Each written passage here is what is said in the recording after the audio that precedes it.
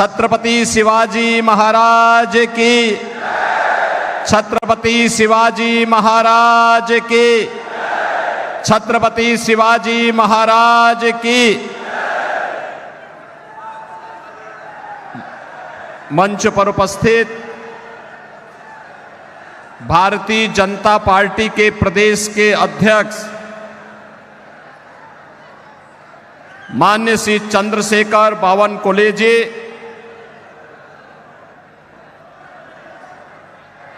महाराष्ट्र सरकार के माननीय मंत्री श्री दादा साहेब भोसे जी, राज्यसभा के माननीय सांसद श्री अजीत जी, आमदार जयकुमार रावल जी, मंगेश जी चौहान, जिलाध्यक्ष मालेगांव श्री नीलेश कचुए जी, जिलाध्यक्ष श्री गजेंद्र जी, बावनराव चौधरी जी और राष्ट्रीय संयोजक बेटी बचाओ बेटी पढ़ाओ डॉक्टर राजेंद्र फड़के जी और मेरे संसद के मित्र उच्च शिक्षित कैंसर सर्जन, आपके मेंबर ऑफ पार्लियामेंट और इस चुनाव में फिर भारतीय जनता पार्टी और एनडीए के प्रत्याशी डॉक्टर सुभाष जी भामरे और इस धुलिया पार्लियामेंट्री कॉन्स्टिट्यूंसी से जुड़े हुए मेरे सभी उपस्थित बहन और भाइयों, धुले की आराध्य एक बीरा माता के चरणों में बारंबार मैं प्रणाम करता हूं। बहनों और भाइयों, इस पावन धरा को छत्रपति शिवाजी महाराज की जन्मस्थली होने का सौभाग्य प्राप्त है। शिवनेरी जो हर भारतीय के लिए एक ऊर्जा का पुंज है और इसीलिए मैं महाराष्ट्र की इस पावन धरा को कोटि कोटि नमन करता हूं। इस धरा ने भारत के संविधान के निर्माता बाबा साहब डॉक्टर भीमराव अंबेडकर को, सामाजिक न्याय के प्रोधा महात्मा फुले को, महिला सशक्तिकरण की साक्षात प्रतिमूर्ति सावित्रीबाई फुले को जन्म देकर के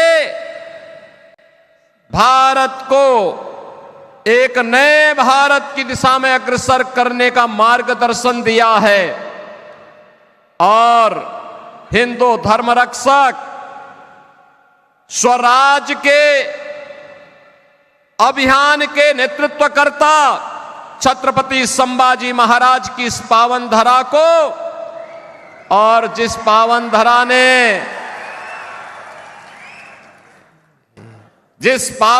ने स्वतंत्र भारत में भारत की स्वतंत्रता के लिए दो आजन्म कारावास की सजा सही ऐसे वीर सावरकर कि इस पावन धरा को नमन करता हूं। स्वतंत्र भारत में हिंदुत्व की ध्वजा पताका को सदैव जीवंत रखने वाले सरदेव बाला साहब ठाकरे को भी मैं नमन करता हूं। बहनों और भाइयों, मैं जब यहां पे आता हूं, यहां के बारे में सुनता हूं, मुझे बहुत आश्चर्य होता है कि छत्रपति शिवाजी महाराज की पावन धरा में जब इस देश में मुगलों का आतंक था, उनका वर्चस्व था, उस कालखंड में छत्रपति शिवाजी महाराज ने हिंदवी स्वराज की स्थापना की थी। उस कालखंड में जब औरंगजेब हिंदुओं पर जजिया कर लगा रहा था और जो कर नहीं दे सकता था उसका जबरन मतांतरण करा रहा था, उस कालखंड में औरंगजेब के दंभ को चकनाचूर करके छत्रपति शिवाजी महाराज ने हिंदवी स्वराज का झंडा बुलंद करने का काम किया था और हिंदुस्तान के माथे को गर्व के साथ ऊपर उठाने का कार्य किया था। लेकिन मुझे आश्चर्य होता है, मुझे इस बात को लेकर के।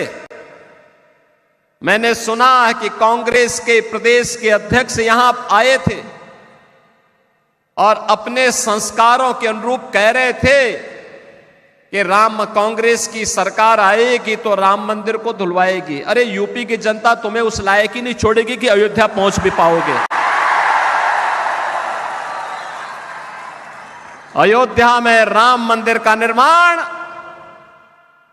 भारत की 140 करोड़ लोगों की भावना का प्रतीक है।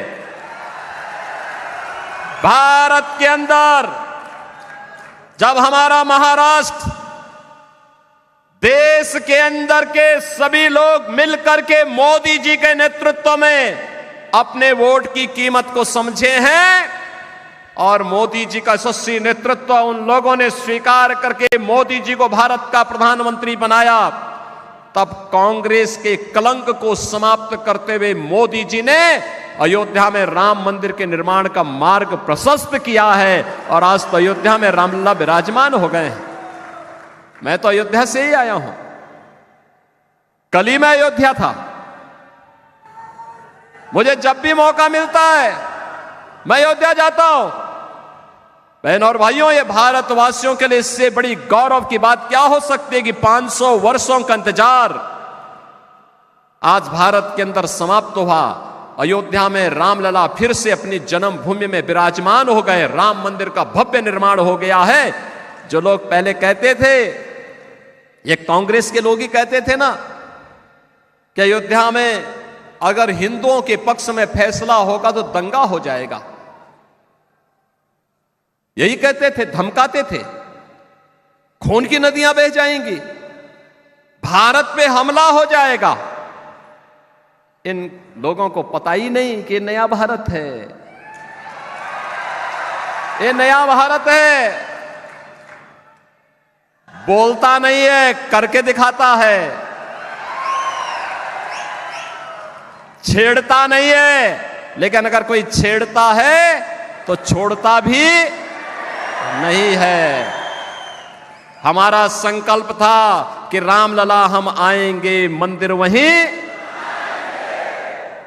महाराष्ट्र से हजारों की संख्या में कार सेवक आए थे अयोध्या में राम मंदिर निर्माण के लिए, और मैं तो देख रहा था अपने राज्यसभा के हमारे माननीय सांसद श्री अजीत जी, ये तो 6 दिसंबर 1992 को भी वहीं थे, अयोध्या में ही थे। आज उनसे मुलाकात हो रही है। मैंने उनको बोला, मैंने कहा कुछ शकल जान पहचान लगती है आपकी? तब उन्होंने कहा मैं भी 6 दिसंबर को अयोध्या में ही था। बहनों और भाइयों, ये जो लोग कह रहे हैं ना कि कांग्रेस की सरकार आएगी तो राम मंदिर को धुलवाएंगे, रामलला इनको इस लायक ही नहीं छोड़ेंगे कि इनकी सरकार आए। वो नौबत ही नहीं आने वाली है। 4 चरणों के चुनाव संपन्न हो गए, 5वें चरण में आपको मतदान करना है बहनों और भाइयों।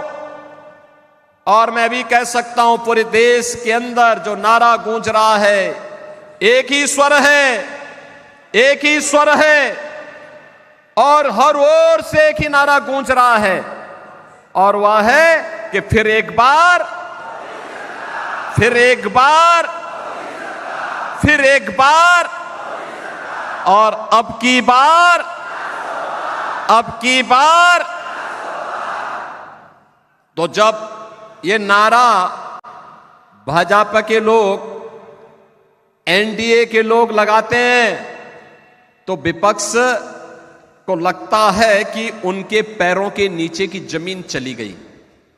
वे पूछते हैं कैसे होगा, तो जनता से पूछते हैं, तो जनता जनार्दन उन्हें क्या जवाब देती है? जनता जनार्दन भी जवाब देती है कि जो राम को लाए हैं,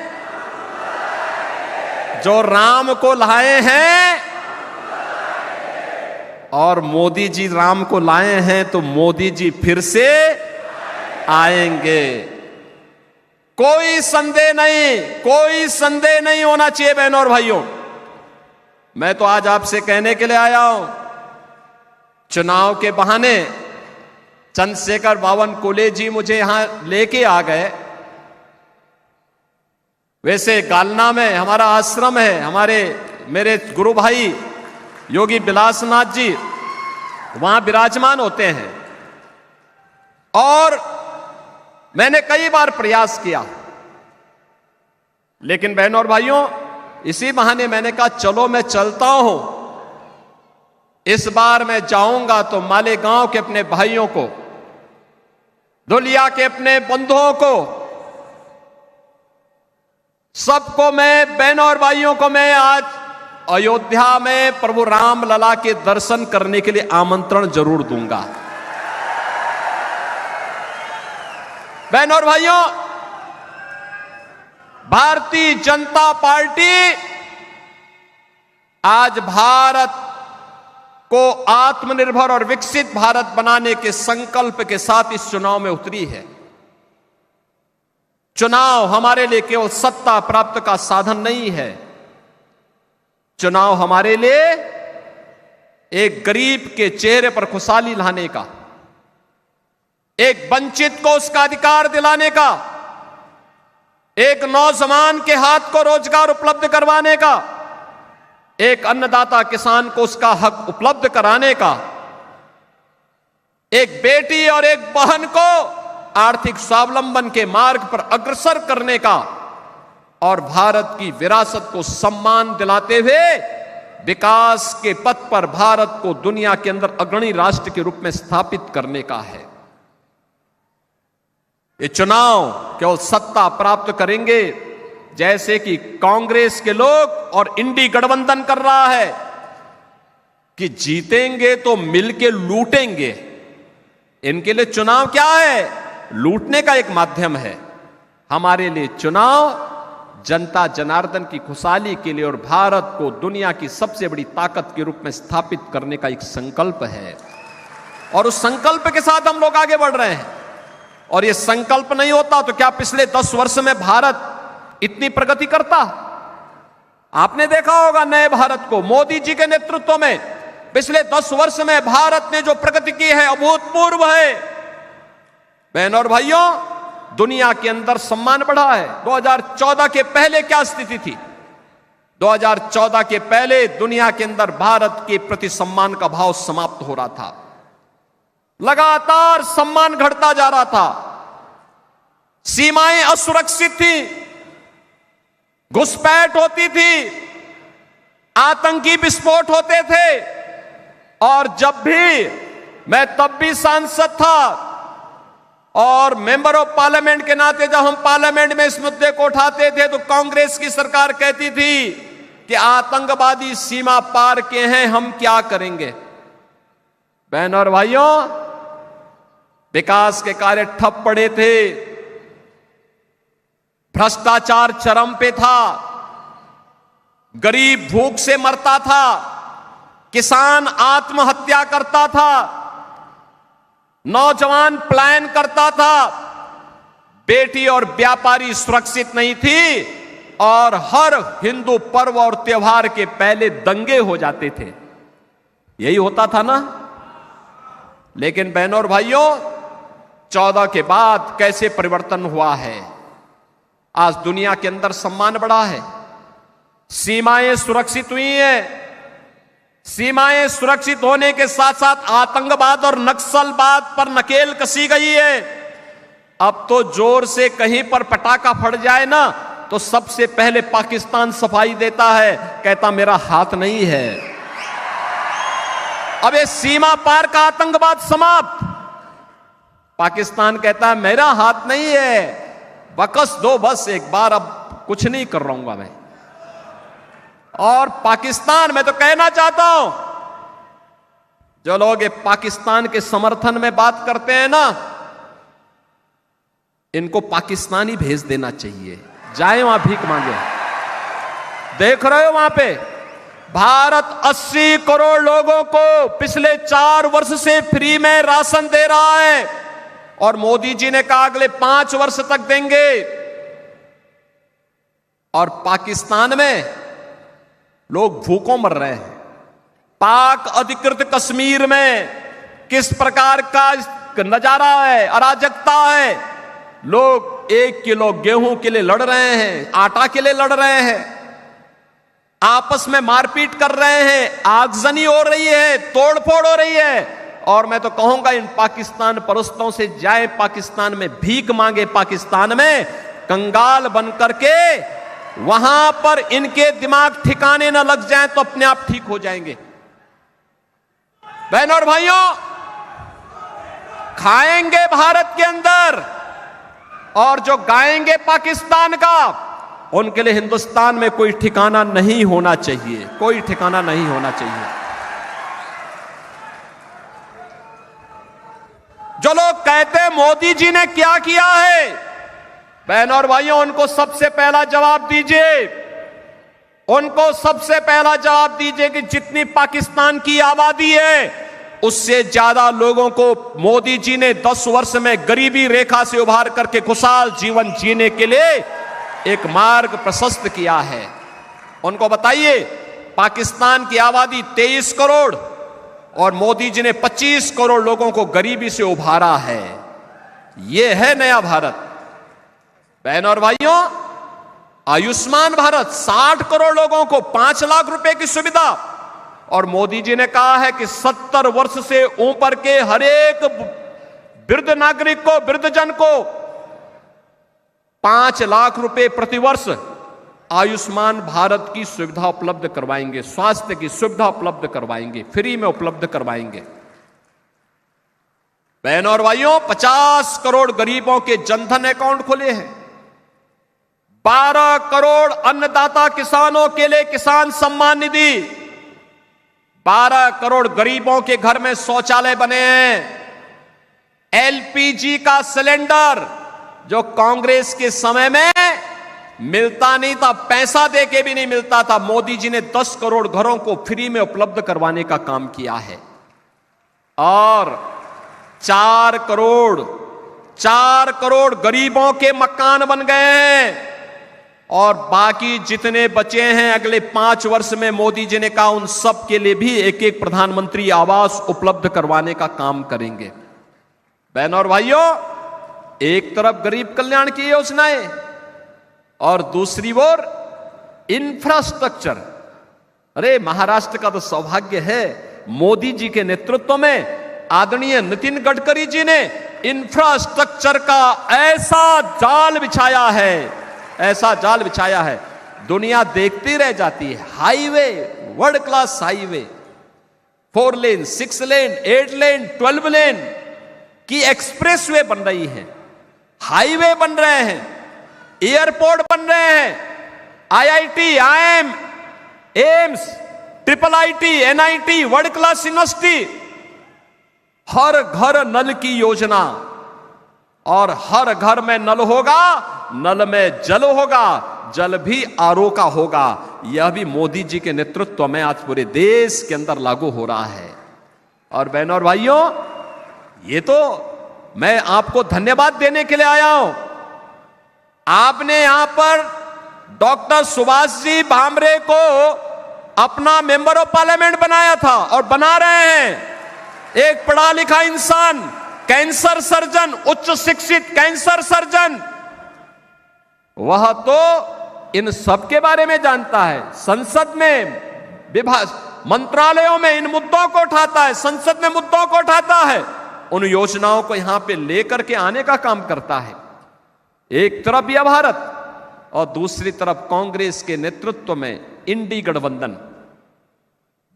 बहनों और भाइयों, एक बात बताऊं मैं आपको, ये जो कांग्रेस है ना, हमें एक गफलत छोड़ देनी चाहिए कि ये कांग्रेस महात्मा गांधी वाली कांग्रेस है। ये महात्मा गांधी वाली कांग्रेस नहीं है। ये कांग्रेस वह कांग्रेस नहीं जिसको सरदार पटेल ने, लोकमान्य तिलक जी ने जिस कांग्रेस को नेतृत्व दिया था, ये कांग्रेस सोनिया कांग्रेस है, सोनिया कांग्रेस, राहुल कांग्रेस है। ये कांग्रेस अब इसका जो परिवर्तित रूप है, ये परिवर्तित रूप इसका क्या है? ये परिवर्तित रूप है, यह अपने आप तो कुछ कर नहीं सकती, इसने किया भी नहीं है, ये करना भी नहीं चाहती है, लेकिन यह इसका जो घोषणा पत्र है, इलेक्शन मैनिफेस्टो जो इन्होंने जारी किया है, अगर इनके इलेक्शन मैनिफेस्टो को अगर आप देखेंगे तो बहनों और भाइयों आपको लगेगा कि ये मुस्लिम लीग का मैनिफेस्टो है, कांग्रेस का नहीं लगेगा। दूसरा, इस पे इसने जो घोषणाएं की है, ये कहती है 2-3 चीजें इतनी खतरनाक हैं। पहला, यह अनुसूचित जाति, जनजाति और पिछड़ी जाति को मिलने वाले आरक्षण पर सेंध लगाना चाहती है, और इसके लिए यह आपके आरक्षण के अधिकार को मुसलमानों को देना चाहती है। क्या अनुसूचित जाति और पिछड़ी जाति के हिंदुओं को मिलने वाला आरक्षण आप कांग्रेस को देना चाहेंगे? कांग्रेस के माध्यम से मुसलमानों को देना चाहेंगे क्या? धर्म के आधार पर आरक्षण का विरोध बाबा साहब भीमराव अंबेडकर ने भी किया था। ये लोग बाबा साहब भीमराव अंबेडकर का अपमान करना चाहते हैं। दूसरा, कांग्रेस ने जब यूपीए की गवर्नमेंट थी, तब जस्टिस रंगनाथ के अध्यक्षता में कमेटी गठित की थी, और उस कमेटी ने एक रिपोर्ट दी। उस रिपोर्ट में कहा गया कि पिछड़ी जाति को मिलने वाला आरक्षण में से 6% आरक्षण मुसलमानों को देना चाहिए। बीजेपी और एनडीए ने विरोध किया था। बहनों और भाइयों, कांग्रेस की मंशा उस समय हम लोगों ने पूरी नहीं होने दी थी। मैं संसद में था, हम विरोध करते थे, कई दिनों तक विरोध चला। और बहनों और भाइयों, यही नहीं, जब वह उसको लागू नहीं कर पाए तो उन्होंने बैक डोर से फिर जस्टिस राजेंद्र सच्चर की अध्यक्षता में कमेटी गठित की। जस्टिस राजेंद्र सच्चर ने यह व्यवस्था करने का प्रयास किया कि मुसलमानों की कुछ जाति को अनुसूचित जाति में शामिल करके उनको अनुसूचित जाति का आरक्षण दे दिया जाए।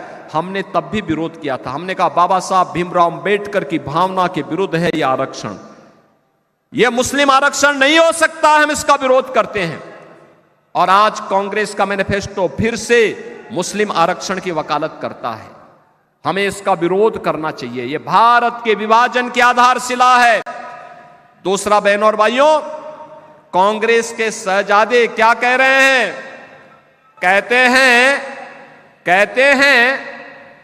वे कहते हैं मैं एक झटके में गरीबी मिटा दूंगा। उनसे पूछा गया कि गरीबी कैसे मिटाएंगे, कैसे हटाएंगे गरीबी? उसने कहा वेल्थ इमरजेंसी से। यानी इमरजेंसी और कांग्रेस ये दोनों एक दूसरे के पूरक हैं। इमरजेंसी कांग्रेस के डीएनए का पार्ट बन चुका है। वेल्थ इमरजेंसी का मतलब वह आपकी संपत्ति का सर्वे करवाएंगे, संपत्ति का सर्वे करा करके फिर उस पे एक विरासत टैक्स लगाएंगे। आपके बाप दादों की जो संपत्ति होगी, आपके ग्रैंडफादर ने, आपके फादर ने, आपकी मदर ने जो संपत्ति अर्जित की है और वो संपत्ति स्वाभाविक रूप से आपके पास आई है, उसमें से आधी संपत्ति कांग्रेस के लोग और उनके सहयोगी जबरदस्ती लेकर के फिर मुसलमानों को बांटने का प्रयास करेंगे। क्या आप इसको स्वीकार करेंगे? क्या इसको स्वीकार करेगा क्या हिंदुस्तान? और बहनों और भाइयों, इसीलिए मैं कहता हूं, ये कांग्रेस का वरासत टैक्स या औरंगजेब का जजिया कर है। औरंगजेब की आत्मा घुस गई है कांग्रेस में, और इसलिए बहनों और भाइयों, क्या औरंगजेब को यह देश बर्दाश्त करेगा? क्या महाराष्ट्र बर्दाश्त करेगा? क्या आप इसको स्वीकार करेंगे? क्या? और इसीलिए मैं आपसे कहने के लिए आया हूं, कांग्रेस को स्वीकार नहीं करना है, कांग्रेस को एक सिरे से खारिज करना है। एक कांग्रेस और इसके सहयोगी सारे लोग एक जैसे हैं, जैसे कांग्रेस वैसे सहयोगी, वे सभी के सभी लोग इसी प्रकार के कार्य में लिप्त हैं। आज तो मैंने इस बात को देखा, मैं एक समाचार पत्र पढ़ रहा था और समाचार पत्र में मैं देख रहा था कि किस तरीके से इनके द्वारा चुनाव प्रचार किया जा रहा है और चुनाव प्रचार में किस प्रकार की बातों का यहां पर खुलासा किया जा रहा है। यह मैं मुंबई का ही देख रहा था, और मुंबई में मैं देख रहा था कि मुंबई में एक प्रत्याशी है, यानी मुंबई ब्लास्ट का 1993 का जो दोषी है, उसका एक अभियुक्त दोषी है इकबाल मूसा, वह इंडी गठबंधन के प्रत्याशी के लिए वोट मांगते हुए दिखाई दिया है। अब आप मुझे बताओ, क्या आप मुंबई ब्लास्ट के अपराधियों को स्वीकार करेंगे? क्या जिन लोगों ने हजारों लोगों को मारा हो, जिन लोगों ने हजारों करोड़ की संपत्ति को नुकसान पहुंचाया हो, वे खुलेआम वोट मांगे? क्या इसको हम स्वीकार करेंगे? बहनों और भाइयों, मैं आज आपसे कहने के लिए आया हूं, एक बात कहने के लिए आया हूं। भारतीय जनता पार्टी और सहयोगी दल ही, एनडीए ही भारत को सुरक्षा दे सकती है। और किस रूप में दे सकती है, इसका मॉडल मैं आपको बताता हूं। उत्तर प्रदेश में मैं पिछले 7 वर्ष से चीफ मिनिस्टर हूं। 7 वर्ष में उत्तर प्रदेश में तो 6.5 करोड़ मुस्लिम आबादी है। आपने कभी वहां दंगा सुना है क्या? 7 वर्ष में कोई दंगा नहीं हुआ, कोई दंगा नहीं, कोई कर्फ्यू नहीं, दंगा भी नहीं, कर्फ्यू भी नहीं। और साथ साथ जितने भी बड़े बड़े माइक लगे हुए थे ना ऊपर, वे सब उतार करके रख दिए गए हैं। सड़क पे कोई नमाज नहीं होती है, अब कोई सड़क पे नमाज नहीं होती है। और मैं आपसे कहने के लिए आया हूं, मैं, बहनों और भाइयों, अगर हमने अयोध्या में रामलला को विराजमान किया है, तो जितने दंगाई थे, जितने बड़े बड़े माफिया कांग्रेस ने और समाजवादी पार्टी ने वहां पाले हुए थे, इन सब की हमने राम नाम सत्य है की यात्रा भी निकाल दी है। ये सब निकल गए, सब गायब हो गए। कुछ लोग तो बोलते थे कि साहब बस हमें जेल डाल दीजिए। हमने कहा जेल नहीं, तुम्हारी जगह तो जहन्नुम है, जहन्नुम। और इसलिए बहनों और भाइयों, मैं आप सभी से ही कहने के लिए आया हूं, कांग्रेस की घोषणा पत्र में एक और बात लिखी गई है, और वह लिखी गई है कि अगर कांग्रेस नेतृत्व की सरकार बनेगी तो कांग्रेस अल्पसंख्यकों को उनकी रुचि के अनुसार खान पान की स्वतंत्रता देगी। बहनों और भाइयों, मैं पूछना चाहता हूं, ऐसा कौन सा खान पान है जो बहुसंख्यक और अल्पसंख्यक जिसमें मत भिन्नता रखते हैं? वह केवल गौ मांस है। हिंदू जो भी होगा वो कहेगा कि नहीं, गाय हमारी माता है, जन्म जन्म का नाता है। हमारे पास तो उदाहरण है छत्रपति शिवाजी महाराज का। जब गौ हत्यारे को उन्होंने देखा कि ये कसाई गौ माता पर बर्बर अत्याचार कर रहा है, तो उसका काम तमाम करवा दिया था उन्होंने। और यही मैं कहने के लिए आया हूं, बहनों और भाइयों, ये कहती है कि आएंगे तो गौ हत्या करने की छूट देंगे।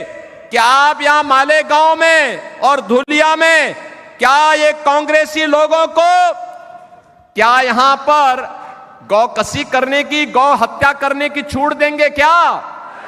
अरे राम मंदिर का जो पुण्य प्राप्त हुआ है आपको, उस पुण्य को गौ हत्या करवा के पाप में नहीं बदलना है। राम मंदिर बना है, मोदी जी का यशस्वी नेतृत्व है, लेकिन श्रेय आपको जाता है क्योंकि आपके वोट से ही मोदी जी प्रधानमंत्री बने हैं। पुण्य तो आपको भी प्राप्त हुआ है और इसीलिए आपसे मैं कहने के लिए आया हूं, यूपी में तो हमने सभी स्लॉटर हाउसेज ही बंद करवा दिए। न रहेगा बांस न बजेगी बांसुरी। बंद करो इसको। बहनों और भाइयों, मैं आज इसीलिए आपसे कहने के लिए आया हूं, इसीलिए मैं आज आपके पास आया हूं। हमें कोई संदेह नहीं होना चाहिए, कोई संदेह नहीं होना चाहिए। एक ही लक्ष्य होना चाहिए, एक ही भाव होना चाहिए। ये कांग्रेस और इंडी गठबंधन, इनका कोई लक्ष्य नहीं, इनका कोई उद्देश्य नहीं, इनकी कोई नीति नहीं, इनके पास कोई नेता भी नहीं। ये जितने दल हैं उतना ही दलदल में भी हैं।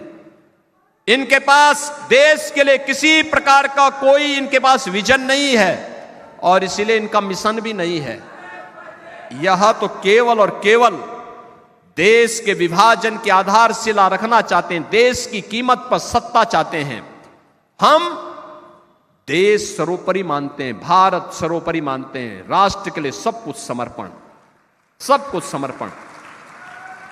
अगर हमारी सत्ता कभी देश के मार्ग में, भारत के नवनिर्माण में, भारत के विकसित भारत की संकल्पना में बाधित बनेगी, हम सत्ता को ठुकराएंगे। पहले भारत के विकसित भारत के निर्माण के मार्ग पर आगे बढ़ेंगे। लेकिन एक कांग्रेस के लोग देश की कीमत पर सत्ता चाहते हैं। हमें इसको स्वीकार नहीं करना चाहिए और इसलिए गुमराह कर रहे हैं, झूठ बोल रहे हैं। केवल इनके पास अब एक ही अस्त्र बचा है और वह बचा है केवल अफवाह फैलाने का, गुमराह करने का, मनगढ़ंत आरोप लगाने का। केवल यही एकमात्र इनके पास बचा हुआ है और इसलिए गुमराह नहीं होना है। हमें तो भारतीय जनता पार्टी और एनडीए के प्रत्याशियों को विजयी बना करके मोदी जी को तीसरी बार देश का प्रधानमंत्री बनाना है। इसलिए बनाना है जिससे छत्रपति शिवाजी महाराज की हिंदवी स्वराज के सपने को हम स्वतंत्र भारत में साकार कर सकें। इसलिए बनाना है जिससे सरदेव बाला साहब ठाकरे के सपनों के साकार करते हुए एक ऐसा भारत बनाना है जिस भारत में खुशहाली हो, जो दुनिया को नेतृत्व देने वाला हो, हमारी बेटी भी और व्यापारी भी सुरक्षित हो, अन्नदाता किसान के चेहरे पर खुशी हो, हर नौजवान के हाथ को कार्य हो। ऐसा आत्मनिर्भर और विकसित भारत बनाना है और इसके लिए भारतीय जनता पार्टी आपके सामने है, एनडीए आपके सामने है।